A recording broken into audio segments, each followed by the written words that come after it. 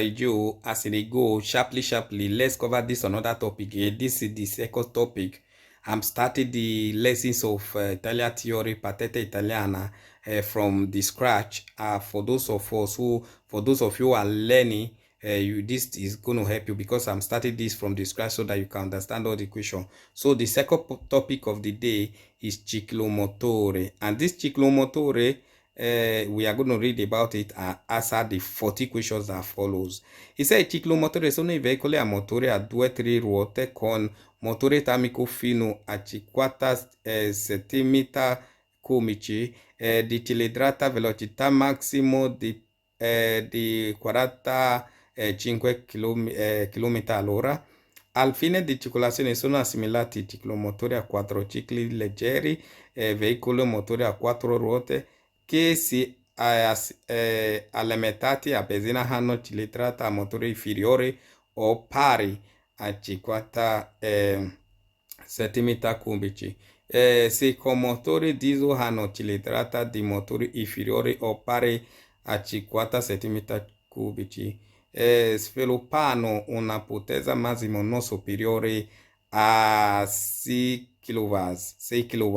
In tutti i ciclomotori non consentito sostituire i motori e dispositivo di scarico per aumentare la velocità massima, aumentare la cilindrata.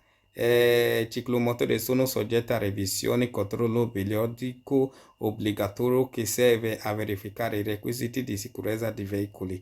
Dopo 4 anni dalla prima immatricolazione, successivamente ogni 2 anni. So wetin this one dey talk na say ciclomotori e dey get engine cylinder wey dey around or up to 50 centimeter, yes, 50 centimeters cylinder.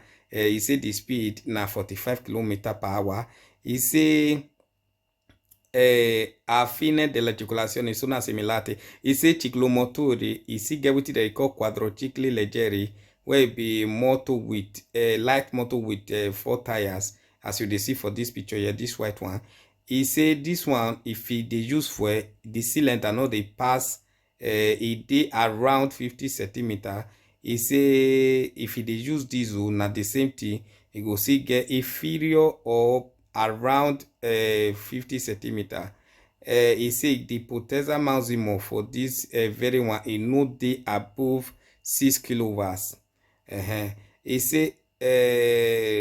say for all the ciclomotori wey you dey see for here, it does not support, or is not advisable, or it is forbidden to substitute any of the parts or even the exhaust just to increase the speed or the cylinder of the car. Say is forbidden. It's not something you should do. He say for this ciclomotori is subjected to revision. This revision, they do one after 4 years if you new buy am, where you register your, and after that 4 years, you call it one every 2 years.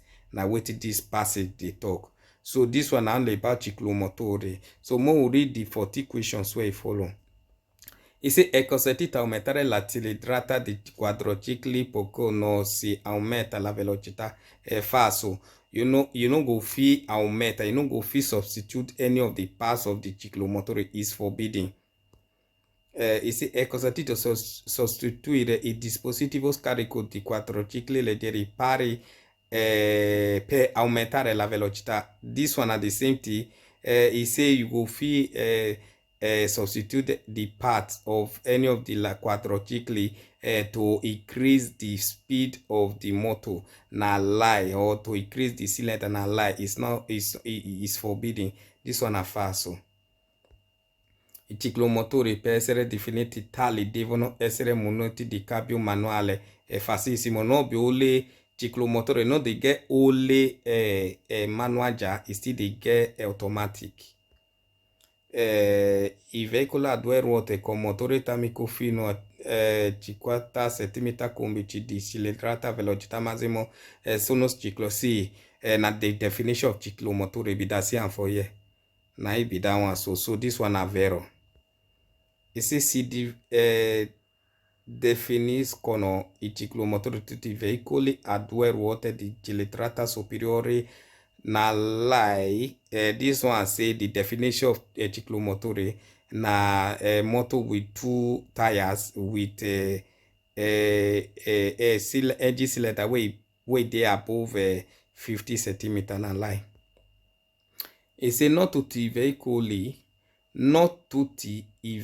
a motore a due ruote vengono classificati a ciclomotori. È verissimo. No be all motor with two tires na dey classify as ciclomotori. This one na true because other motor dey wey get two tires wey pass ciclomotori.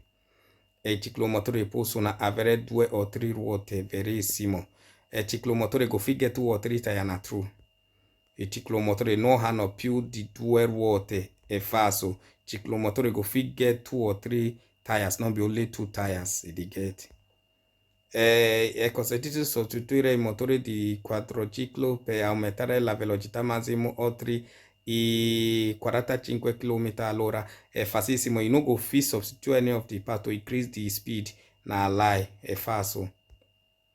I ciclomotori possono circolare alla velocità, è falso. Ciclomotori no go fit 60 km/h for speed.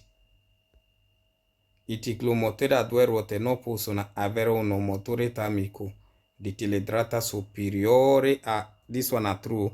I ciclomotori no go sia edge cylinder no go fit pass 50 cm.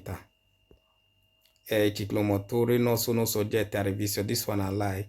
Ciclomotori they are subject to revision, periodic revision every year, every 2 years.